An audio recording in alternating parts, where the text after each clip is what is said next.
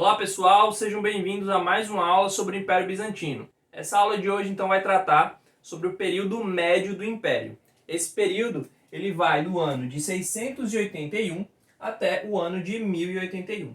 Se você ainda não assistiu a aula anterior que trata da Antiguidade Tardia, eu recomendo que você assista antes de ver essa aula. Ela está também aqui no nosso canal no YouTube.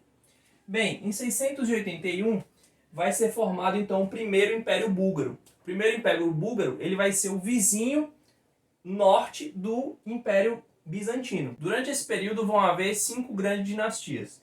A dinastia Isauriana, no século VIII, a dinastia Niceforiana, no século IX, Amoriana, também no século IX, Macedônica, que vai ser uma das maiores, que vai passar mais tempo no poder, do século IX ao século XI, e a dinastia Ducas, que vai acontecer aí no século XI.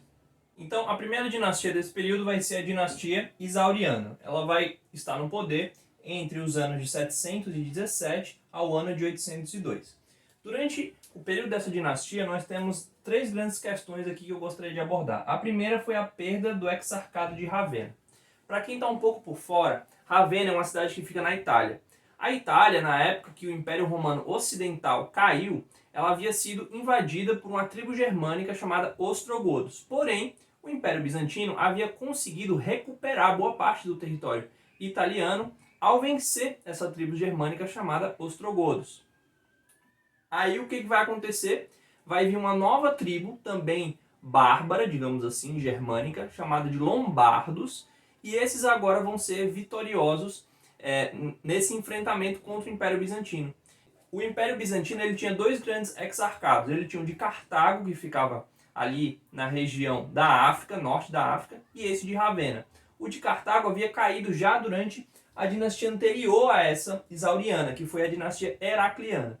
E aí esse exarcado de Cartago caiu para os árabes, que estavam promovendo ali sua expansão através do norte da África. Já o exarcado de Ravenna ele cai então para os lombardos, agora já durante a dinastia Isauriana, por volta do ano 750. A segunda grande questão que eu gostaria de tratar, na verdade, envolve tanto a segunda como a terceira estão aqui interligadas. Foi o problema do iconoclastismo.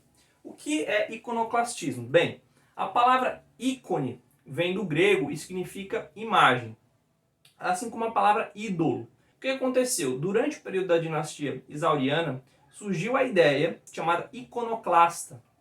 Essa ideia dizia que os ícones deveriam ser quebrados. Não, clastia significa quebrar em grego. Essas pessoas eles acreditavam que ícone e ídolo eram a mesma coisa. Então, a igreja católica, ortodoxa, ela fazia essa distinção entre ícones, que são aqueles que podem ser venerados, normalmente eles são apenas pintados, e os ídolos, que na verdade são deuses pagãos que não devem ser venerados. Só que aí os iconoclastas passaram a acreditar então que nada poderia ser desenhado, nada poderia ser pintado, não deveriam haver nenhum tipo de imagens dentro do império. Isso foi um grande problema para os bizantinos, porque toda a sua arte, toda a sua teologia era muito voltada para essa questão dos ícones, né? Que é considerado um portal espiritual. Então, os iconoclastas eles causaram um sério problema dentro da igreja. Os monges que viviam nas suas vidas de oração nos mosteiros, eles eram completamente contra esse pensamento iconoclasta. Porém, os imperadores passaram a aderir a esse pensamento. Por quê? Bem, o Império Bizantino estava numa época em que tudo era imaginado em torno da religião. Então, quando os árabes começaram a sua expansão, trazendo uma fé que eles diziam ter sido revelada pelo profeta Maomé, que seria então a fé muçulmana, os bizantinos começam a se questionar. Eles que eram cristãos pensando, os muçulmanos estão vencendo as guerras contra a gente. Logo, Deus deve estar a favor deles e não a nosso favor. Mas por que Deus estaria a favor dos muçulmanos, dos árabes, e não estaria a nosso favor? E aí surge essa ideia, é porque a gente está fazendo idolatria, a gente está criando imagens e nos prostrando diante delas. Enquanto que os muçulmanos não fazem isso. Então Deus estaria se agradando dos árabes e não de nós. Por isso, os imperadores, com esse raciocínio, decidiram então banir as imagens sagradas que foram por várias vezes destruídas, né? Bem, e aí como é que tudo isso se resolveu? Foi convocado mais um concílio ecumênico, né? Para quem não pegou ainda a ideia de concílio ecumênico, é quando a igreja cristã, que na época chamava católica, convocou todos os seus bispos ou todos os representantes das principais regiões ali cristãs para discutir um tema. Então o tema aqui no Sétimo Concílio Ecumênico, claro que não foi só esse, mas o principal foi a questão da iconoclastia. Então os bispos se reuniram e debateram longamente, filosoficamente, por que deveria ou não ter imagens, se biblicamente está certo, está errado, o que os apóstolos falavam sobre isso e tal. Após toda essa discussão, então o Sétimo Concílio Ecumênico determinou que sim, não era problema, não era errado, não era pecado haver os ícones. Deveria haver essa distinção entre o que seria os ídolos, que seriam pagãos, e o que seria os ícones, que esses sim poderiam ser venerados como representantes legítimos da fé cristã, do ideal cristão. Em seguida, então, nós temos a dinastia niceforiana, que vai do ano 802 ao ano 803, uma dinastia relativamente bem pequena, né? Durante o período dela, a gente vai ter, então, a ascensão do Império Franco.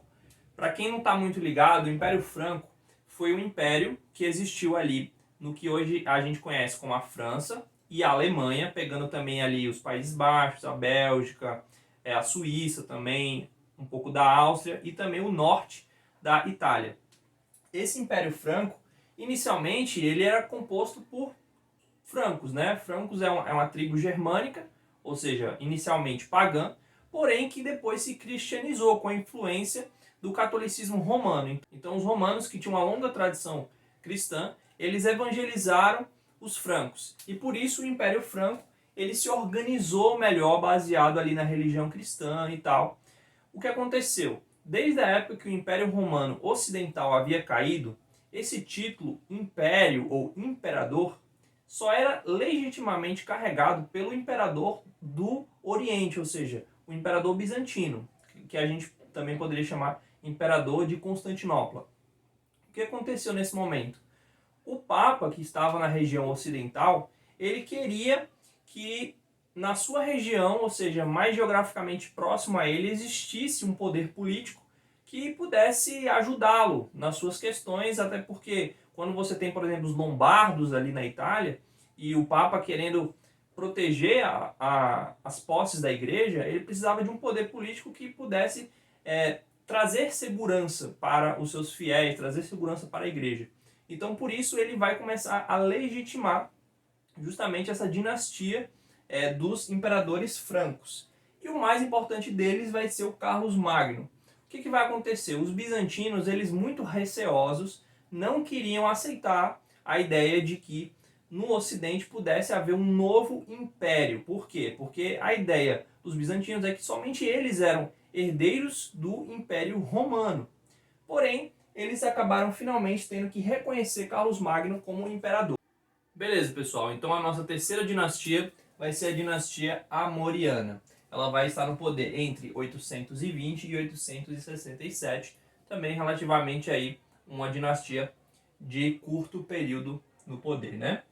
Durante então o tempo da dinastia Amoriana, nós temos a criação da Universidade de Constantinopla em 848, e essa universidade, no caso, ela já existia, mas apenas como um centro de estudos superiores, algo no estilo do Liceu Aristotélico, da Academia de Platão. E aqui, na época então dos imperadores amorianos, ela vai ser toda reabilitada, reformada, para se tornar mesmo a primeira universidade do mundo. Então, quando você tiver em dúvida aí, qual foi a primeira universidade do mundo? Foi a Universidade de Constantinopla, né? Lá então você vai ter os cursos de medicina, de filosofia e de direito. E um dos intelectuais que foi justamente participante aí da Universidade de Constantinopla foi São Fócio. São Fócio, então, ele foi o mais popular dentre os professores intelectuais da Universidade de Constantinopla. Posteriormente, ele chegou a ser patriarca de Constantinopla e após a sua morte ele foi canonizado pela Igreja Católica Ortodoxa. Tá? Também durante o tempo da dinastia amoriana nós temos a criação do alfabeto cirílico. Então por que existiu essa criação desse novo alfabeto? Qual era o objetivo disso? Bem, o alfabeto cirílico ele tem esse nome em homenagem a um dos seus criadores, que foi Cirilo. O outro foi Metódio. Eles eram dois irmãos, né? Eles eram missionários cristãos, e o objetivo deles era a evangelização dos povos eslavos. E aí, para essa evangelização, eles queriam que as escrituras sagradas, os textos cristãos, pudessem estar acessível para os eslavos poderem ler na sua própria língua. Então, tanto Cirilo quanto Metódio, eles vêm dessa herança bizantina, dessa herança grega, né? Eles eram ali do Império Bizantino. Eles usam como base o alfabeto grego para criar o alfabeto cirílico, que até hoje é usado, inclusive, por muitos países do leste europeu, né? Como, por exemplo, a Ucrânia, a Bulgária, a Rússia e a Sérvia. Em seguida, então, vem a dinastia macedônica, que foi uma das que governou durante mais tempo o Império Bizantino. Ela durou do ano de 867 ao ano de 1056. Durante a época da dinastia macedônica, eu gostaria de destacar aqui 3 grandes eventos: a ascensão dos russos de Kiev, o fim do primeiro Império Búlgaro e o rompimento eclesiástico entre as igrejas de Roma e Constantinopla. Bem, falando um pouco sobre a ascensão dos russos de Kiev.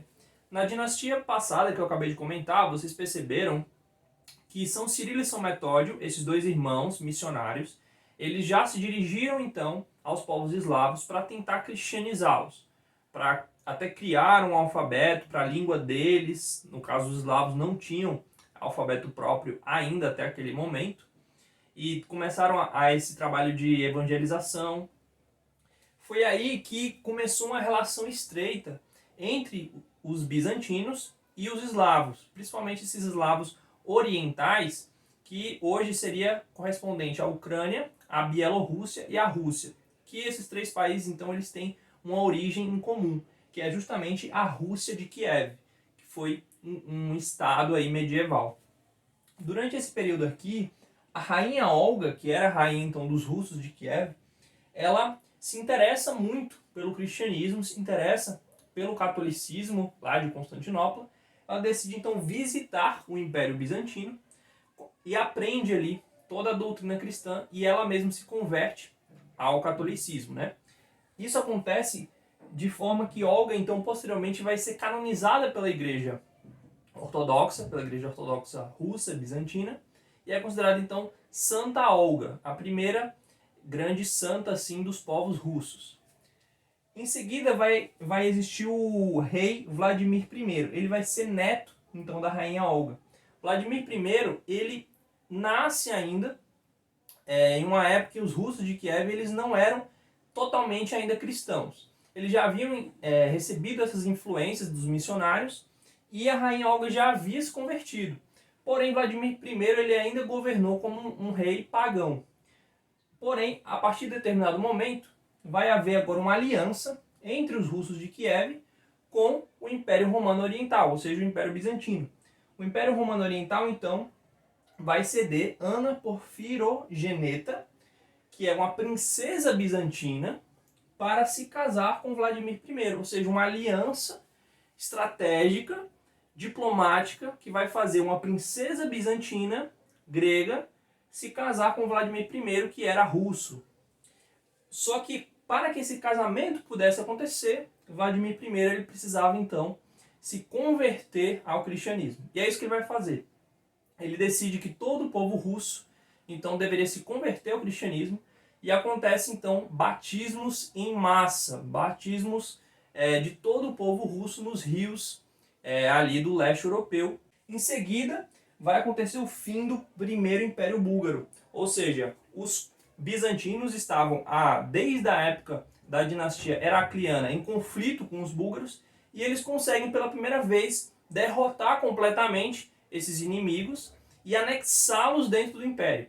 Então, o Império Búlgaro ele pegava toda a parte norte da Península Balcânica, e os bizantinos então conseguem anexar todo esse território, e os búlgaros passam a ser dominados pelos bizantinos. E por último aqui, um grande evento que a gente não pode deixar de destacar foi o rompimento entre as sedes de Roma e de Constantinopla do ponto de vista então eclesiástico. O que acontece? Desde a época dos primeiros séculos ali do cristianismo, tanto Roma quanto Constantinopla foram duas cidades que congregaram muitos cristãos. Muitos cristãos moravam nessas cidades, muitos cristãos passavam por essas cidades. Essas cidades tinham uma intensa atividade intelectual, teológica, eclesiástica, tinham muitos membros da igreja ali, só que elas, por estarem, do ponto de vista cultural, geográfico, tão separadas, elas também começaram a ter divergências entre si no próprio assunto da fé cristã. Essas divergências foram se acumulando ao longo do tempo, até que no ano de 1014 ou 1054, alguns consideram 1014, outros consideram 1054, você tem uma ruptura definitiva entre Roma e Constantinopla. E qual foram então as doutrinas, as ideias, quais foram os problemas que fizeram com que essas duas igrejas resolvessem se separar? Bem, houveram várias questões. Aqui eu destaquei 4, porém é importante notar aqui que a questão principal é a questão do Espírito Santo. Então, vamos entender cada uma dessas questões. Bem, os jejuns diz respeito à questão do sábado, ou seja, os cristãos do Ocidente, que falavam latim, que estavam sujeitos à autoridade do bispo de Roma, eles acreditavam que se deveria jejuar aos sábados. Já os orientais, que falavam grego, estavam sujeitos ao bispo de Constantinopla, achavam que no sábado não se deveria jejuar. Isso foi um dos pontos de divergência, porém um ponto relativamente pequeno, né? A questão do pão eucarístico já era uma coisa mais difícil, porque, por exemplo, os latinos já diziam que o pão eucarístico, ou seja, o pão que era empregado na missa, ele tinha que ser sem fermento. Já os orientais, os gregos, eles diziam que precisava usar fermento, então o pão oriental ele era fermentado. Outra questão, a questão do celibato sacerdotal. Na igreja ocidental, ou seja, governada por Roma, não existia padres que ao mesmo tempo eram casados, apenas padres celibatários. Já no Império Bizantino, nas comunidades mais orientais, mais gregas, mais sírias, você havia sim essa ideia de que o padre ele poderia já ter sido um homem que contraiu o matrimônio e depois se tornou padre. Então ele seria ao mesmo tempo tanto casado quanto sacerdote. E agora finalmente a gente vai entrar na questão mais difícil aqui, que é essa questão do Espírito Santo. Bem, nos primeiros concílios ecumênicos, o primeiro concílio de Nicéia, o primeiro concílio de Constantinopla, foi decidido então que as relações entre a Trindade deveriam ser acreditadas segundo o credo. O que dizia o credo daquela época? Dizia que o Espírito Santo procedia do Pai. Porém, agora no século XI, os romanos, principalmente agora o bispo de Roma, ele decide fazer uma alteração no credo e colocar essa partículazinha aqui, essa palavra chamada filioque. Essa palavra significa e do filho. Ou seja, o bispo de Roma estava agora autorizando uma doutrina que dizia que o Espírito Santo ele procedia do Pai, mas também do Filho. Então, o Espírito Santo ele procedia dessas duas pessoas, tanto do Pai quanto do Filho. Isso gerou um tremendo mal-estar com os orientais, porque os orientais disseram, não, o bispo de Roma não pode fazer essa alteração. Se o credo lá, niceno, constantinopolitano, dos primeiros séculos, dizia que o Espírito Santo só procede do Pai e não procede do Filho, então deve continuar dessa forma. Não se pode colocar essa outra palavra dizendo e do Filho, ou seja, que o Espírito Santo também procede do Filho. Então essa questão, que é uma questão trinitária, muito específica da religião cristã, né, da religião católica daquele tempo, foi suficiente então para que os orientais considerassem que o bispo de Roma estava passando da sua autoridade. Ele não tinha autoridade para fazer aquilo, para mudar aquela palavra, porém ele fez. E isso levou então essas duas igrejas a se romperem. A consequência disso então foi que no Ocidente a Igreja Católica ficou conhecida como Igreja Católica Romana. E no Oriente, mais voltado para esse lado grego, ficou conhecida como Igreja Católica Ortodoxa. Pessoal, desse período que eu estou chamando de Época Média, a última dinastia vai ser a dinastia Ducas. Ela vai durar então de 1059 a 1078, ou seja, no século XI. Durante a época da dinastia Ducas, o Império Bizantino vai começar o seu período de declínio, ou seja, vai haver a expansão dos principais inimigos agora do Império, chamado turcos seljúcidas. Os turcos seljúcidas vão ser, então, esses primeiros turcos, que depois vai haver também os turcos otomanos, que vão agora disputar muito ferozmente a região da Ásia Menor, também chamada de Anatólia. Isso vai levar, então, como eu falei, a um declínio do Império Bizantino, que ainda vai conseguir durar até 1453. Então ainda vai conseguir durar aí pelo menos aí mais 400 anos. E esse período de declínio a gente vai ver na aula seguinte. Bem, pessoal, por hoje é isso. Espero que vocês tenham gostado dessa aula. Deixe o seu like se você gostou. Deixe aí nos comentários qualquer dúvida, crítica e sugestão. Um abraço e até a próxima aula.